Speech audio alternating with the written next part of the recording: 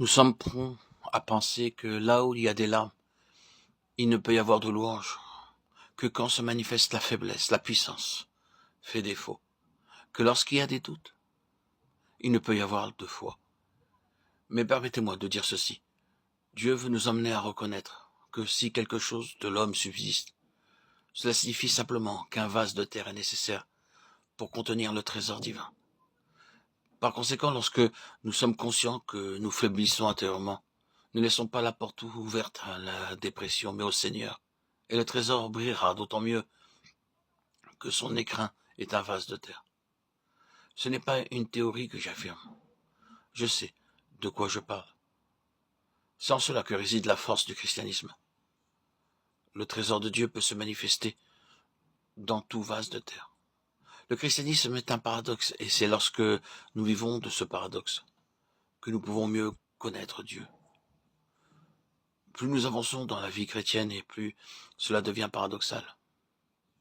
Le trésor se manifeste de plus en plus, mais le vase de terre demeure un vase de terre. C'est une merveilleuse chose. Considérons simplement la patience divine dans un homme qui est impatient par nature, et comparons-le avec quelqu'un d'autre que rien au monde ne pourrait émouvoir. Regardons la divine humilité qui émane d'une personne orgueilleuse par nature, et comparons-le avec une autre personne toujours disposée à s'effacer.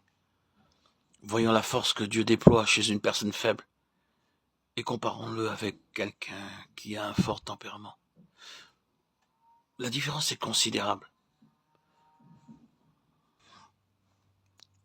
Les personnes qui sont faibles, de par leur constitution, considèrent souvent qu'elles ne sont pas utiles à cause de la mauvaise qualité du vase. Mais il ne faut pas se décourager car le trésor dans le vase est d'une telle qualité que tout ce qui l'environne ne fait que contribuer à rehausser son éclat. Frères et sœurs, je vais encore affirmer que tout découle de la qualité du trésor et non du vase qui le contient. Il est donc inutile de donner de l'importance à l'aspect négatif. Notre intérêt doit se porter vers ce qui est positif. Le Seigneur est tout-puissant pour se manifester dans la vie de chacun d'entre nous. Et lorsque cela se réalisera, nombreux sont ceux qui pourront voir le trésor. Le christianisme, ce n'est pas l'absence de faiblesse, ni seulement la manifestation de la puissance divine. C'est la manifestation de la puissance divine dans la faiblesse humaine.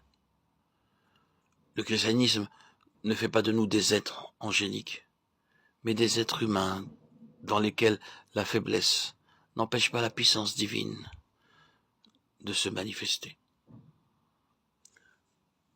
Permettez-moi de dire qu'il n'y a pas d'âme dont le vase de terre soit tellement de terre qu'il est impossible de voir le trésor.